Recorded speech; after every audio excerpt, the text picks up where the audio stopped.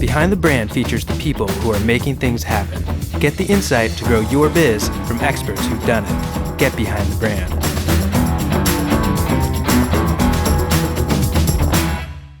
Hi, I'm Brian Elliott. Welcome to another edition of Behind the Brand. Today I'm here with David Armano, EVP Edelman Digital, intrapreneur and co-founder of AllHat.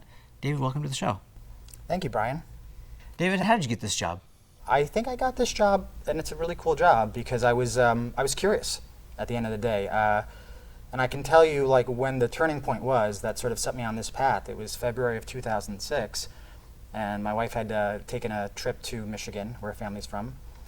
And I said, this weekend I'm going to start a blog. I felt this sort of game change happening back then, this idea that anybody could publish something, and I wanted to be a part of it. And so, what were you curious about? Whether or not you could do it or not, or what that whole blogosphere was about? I was curious what the whole blogosphere back then, as we called it, pre-social media, was about. I mean, I started reading blogs, and it really just intrigued me, that whole idea that anybody could publish thoughts, and becoming a consumer. I think that with any change, with any sort of game change, you become a consumer first. And oftentimes that's how you end up sort of, working in the industry, whatever the industry is you become a consumer first. And so I consumed, and then I became a publisher in a way, and that was sort of, that was a game changer for me personally. What kind of content did you focus on? I actually started my career as a visual designer. I went to design school, worked as a visual designer. It's connected to art, but design to me is form and function working together. It's problem solving. So when I got into blogging, that's what I talked about. That's what I knew. And then what really started, I think, where I kind of built a reputation around was I started basically explaining what I was learning. I became a student of social media. And the best way for me to learn is almost to regurgitate it back. And I did it in a way that was native to me. I'm a visual thinker. I'm a visual communicator. So not only did I write words, but I did these visuals. And I started transitioning from talking about things like user experience that I initially was passionate about to sort of taking on this new passion of like, oh my God, this whole social network thing is amazing. Yeah. And that's what put me on the map. Well, I want to explore that a little bit more because I know people who are watching this show, they are also blogging. Blogging is still very much alive and well, at least it is today. And or they're content producers on some other platform, whether it's microblogging on Twitter or they're either sharing on Facebook or Google Plus, whatever the flavor of the week is. What are some of the tips that you can give to these people about getting noticed? Because I think I speak for everyone when I say we want more engagement, we want more activity. The fact that the web is now social, and the social media term is going away in many degrees and becoming more all-encompassing, transitioning into what a lot of people will say is social business, touching every segment of the business. But I want more engagement. I want to talk to people. I want the web to be two-way. Especially if I have a brand, I want to communicate with my peeps. How do I do that? I think what you're talking about is leveraging social in this sort of communications biosphere, right? And let's lump in marketing into that, and communications and engagement as a part of that as well. Well, I want to be written up in BusinessWeek too. If I'm, blogger A, blogger B, whatever it is, I want that big press too because I want to get noticed. I want the PR. Okay.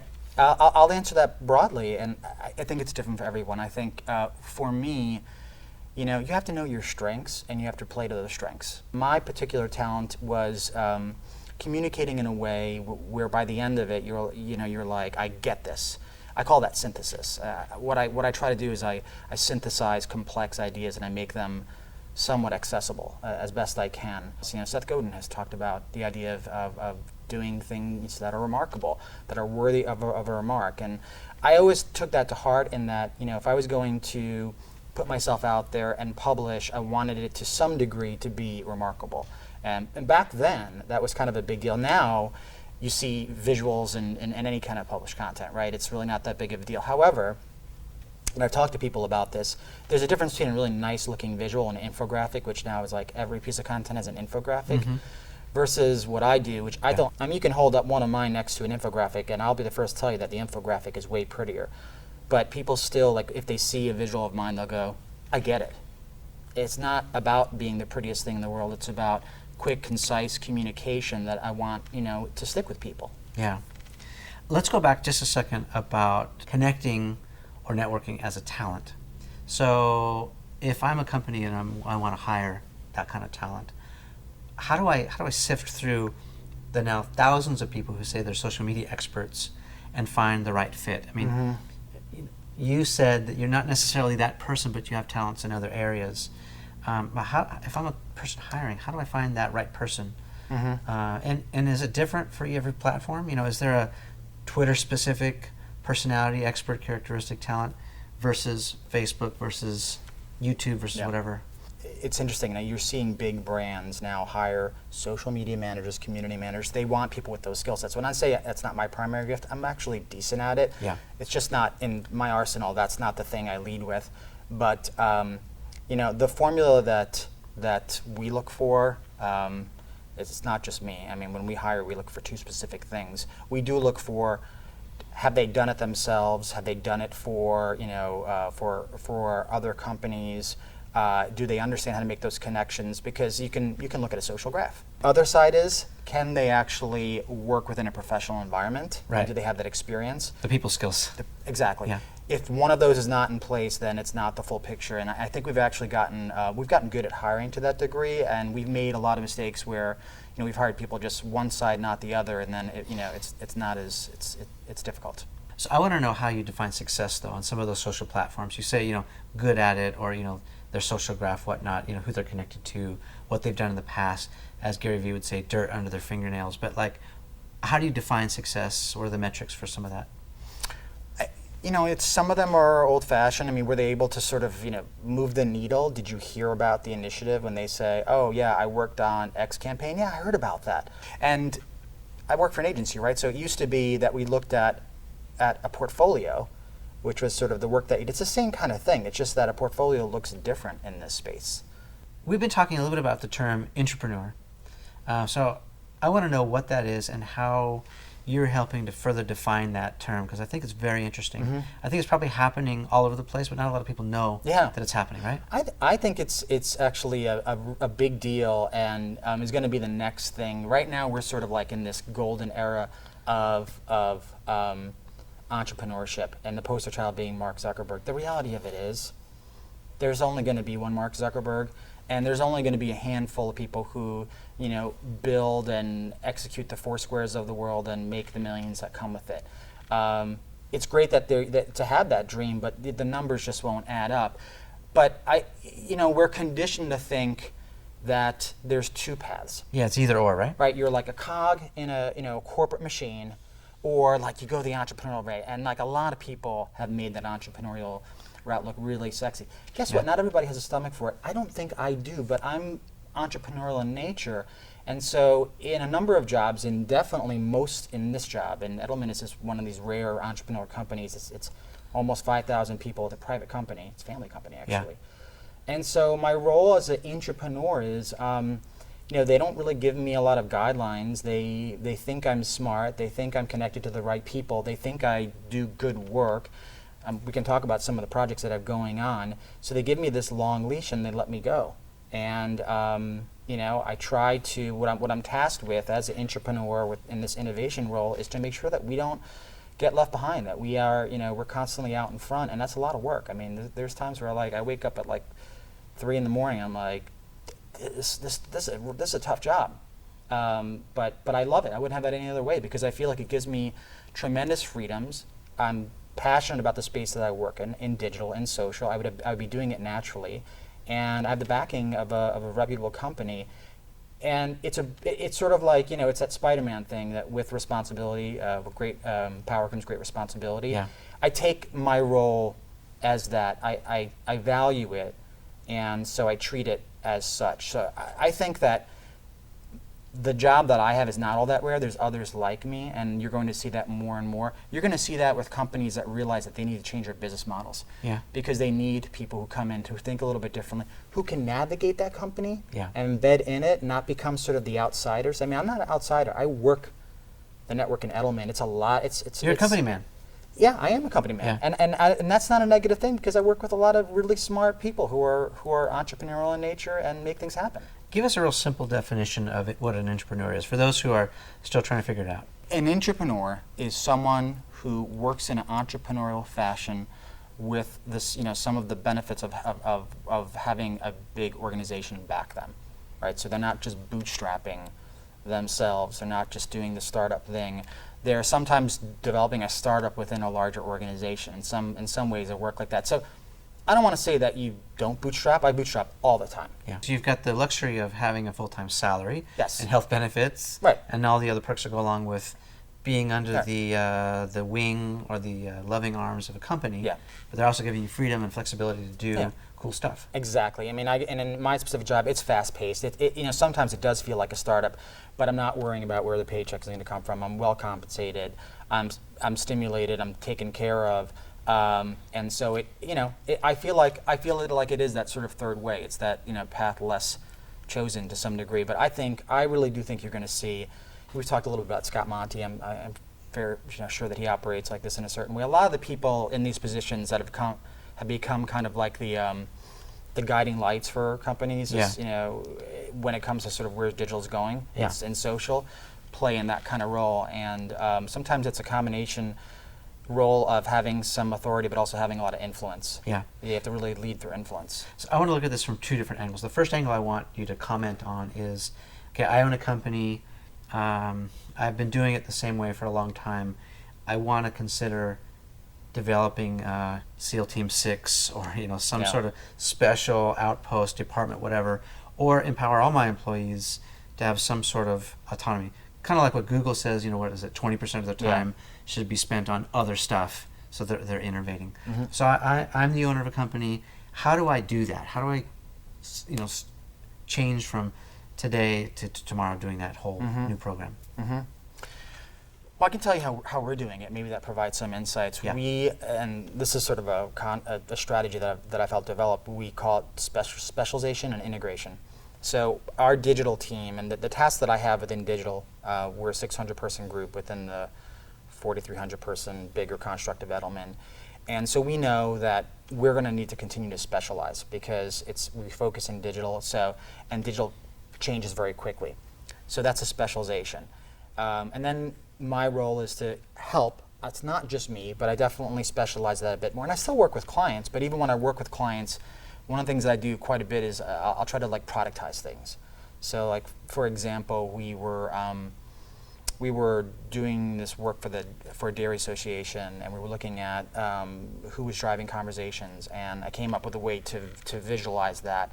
I called it digital influence mapping, and we visualized it, and it became a client deliverable, and we do that now with other clients. Gotcha. So it's productizing something. Okay. So that's specialization.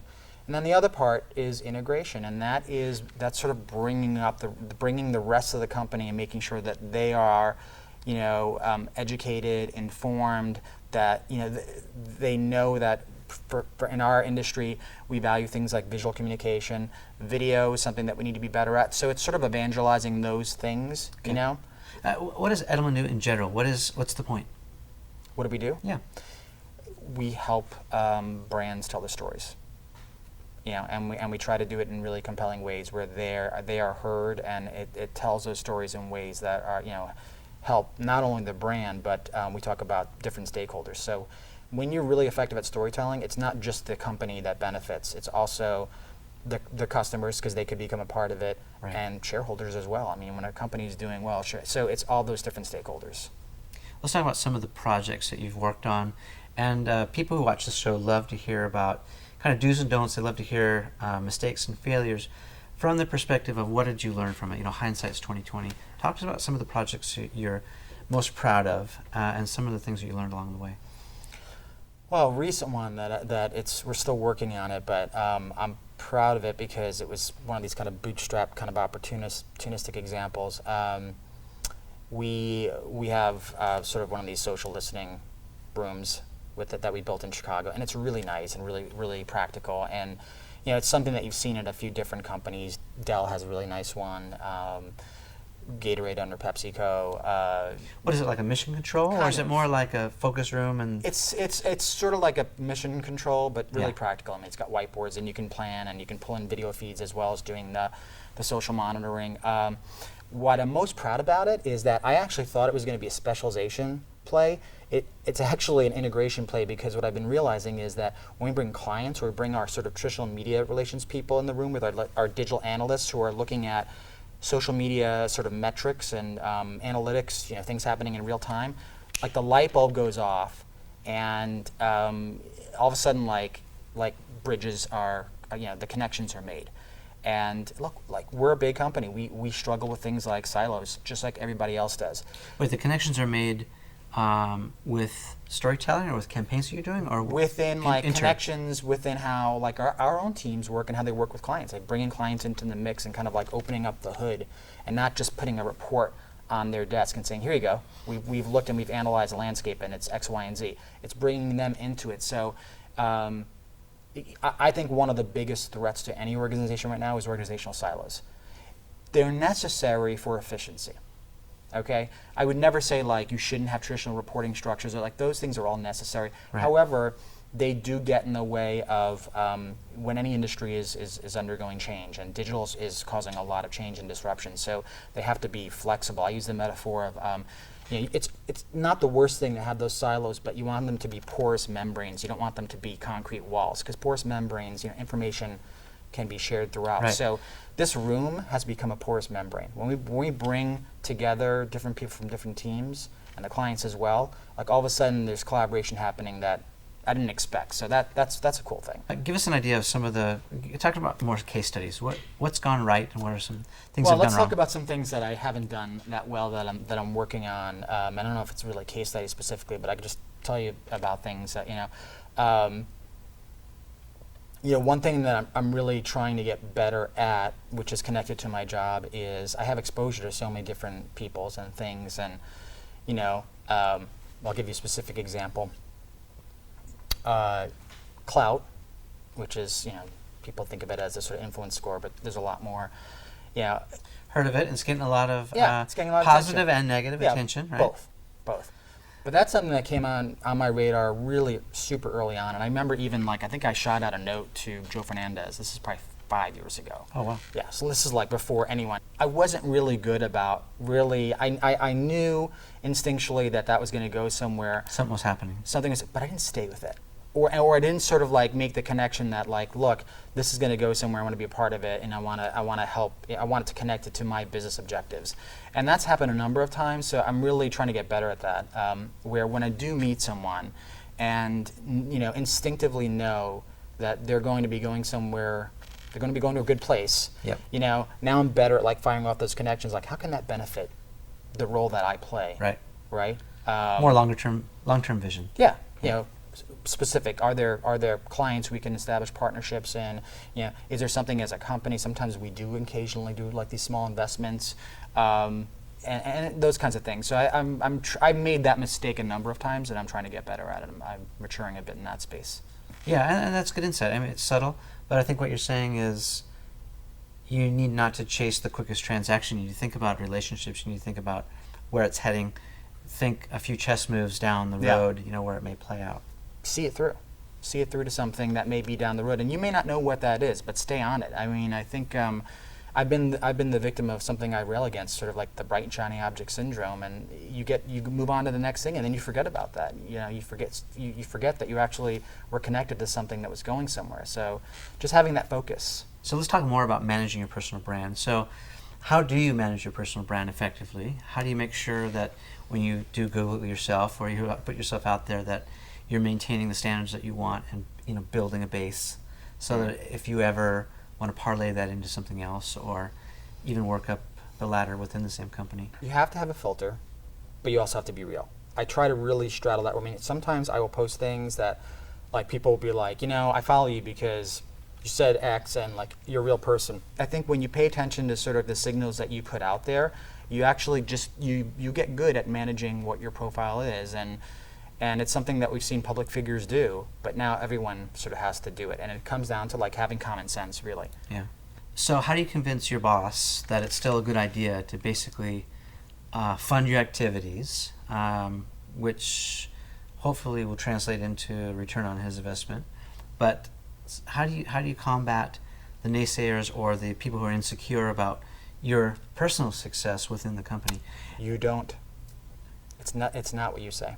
It's what everybody else says. I've talked about this idea, and I called it micro interactions. And what you do is you try to make every interaction count. You know, whenever I'm in a room for a new business opportunity, whenever I have any kind of interaction with someone, but I'm not batting 1,000 in this area, trust me. But you really try. You try to, be professional, be generous, use your talents to the benefit not only yourself but the organization. Straddle that line, add value, not be a prima donna. Is that in your job description? Is this sort of entrepreneurial stuff in the job description? No.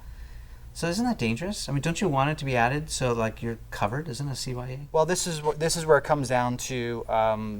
The company has some ownership in this area too. If we're going to have someone play this role where there's not a formal description, like we're going to be okay with that. Like, I mean, but wouldn't that kind of shut the critics up? Like, here it is, my job description. I'm tasked with being. No. What shuts critics up is what I said earlier. It's what others say about you. I mean, at the end of the day, it's word of mouth. Again, it's old-fashioned. It's old-fashioned stuff. It's, conversations happen all the time. Especially if you're in that role and people know you're in that role, people talk. Yeah. At the end of the day, the things they say about you are going to make or break you. Yeah. Wow, that seems really scary to me. I mean, it's great if... That's reality. I know, but I guess where I'm going is if Edelman Digital is filled with great people, that works great. But if you work at a company, maybe it's even a smaller company, that's filled with normal people who are insecure and, they have all kinds of baggage from other stuff and, there's a lot of haters everywhere. I think that would be a very difficult, uncertain place to be. If you're reliant on other people to make or break you, that's a scary proposition. I don't know about that. I think every company, first of all, no company is perfect. Every company is going to have insecure people. That's the reality of it is. But that's why you really have to make every interaction count because, you have to almost overcompensate. Like if I think Edelman is a little bit of a special company. Yeah. I will put that out there. But let's say I had my job in a more kind of like Dilbert type of company, which might be rare because I don't know if they would do that thing. I don't know if I would operate all that differently. I might have to even try to overcompensate even more. But at the end of the day, I mean, if there's still similarities. I mean, with an Edelman, I have to navigate a complex environment. It's not simple. Right. So if I worked for like Dilbert Company X, we'd still do a lot of the same things. Yeah. If they couldn't support that role and I'm doing all those things right, then that company's probably just going through the motions and they just really want to have sort of they want to have a hood ornament. And I don't think that's a good job for an entrepreneur. I think an entrepreneur I want to make a difference in my company. Any deal that I get involved with my company is, I want to make an impact in that company. I want to help steer. Would you ever go into startup mode again? Would you ever become an entrepreneur? Jump ship, completely put yourself out there? I've seen, as I've looked over deals, I mean, it's tempting when I see people start even really modest businesses and I see, what sort of like, what earnouts look like and things like that. It's definitely very tempting. But then I have these sort of, I have these life conversations with myself and I go, I have a great job. People would kill for my job. I get compensated well. Maybe I can make X amount more. Is that going to make me happier? Yeah. I want to be healthy. Yeah. My kids, I got an 11-year-old, I got a 9-year-old. I want to be there when they get married. I want to be healthy. I want them to say, like, we had a fun dad that took us to the Avengers and, he wasn't always on his device. I went through that phase, and that's still a temptation of, like, always being on. So I got to be honest with you. Like, I have those conversations all the time. I get approached about writing books, and I have other conversations of, like, I could potentially get a book done, and then I think everybody at the company would hate me. I think I come to the realization that, like, those things are super tempting. But I'm either going to get either more visibility or more money, and then I have to like really realize, is that going to make me happier? And I keep coming back and saying it might not. Well, there's no one size fits all, right? Yeah. I mean, I'm sure there's all these different shades in between, but I want to sort of distill some of the tips and some of the wisdom, and maybe just give us some parting words on what entrepreneurs and entrepreneurs can do. Business people, marketers, people running brands, what can they do to be successful in this digital world? I'll focus on the common ground because I do think there's a lot. Don't be afraid to put yourself out there and get good at it. If you're an entrepreneur, I think there's certain ways of doing it. If you're an entrepreneur, there's other ways of doing it. But I think putting yourself out there and doing it in a way that really truly adds value, not just to yourself, results in good things. I think it opens doors. So if I've never blogged before, it's not too late?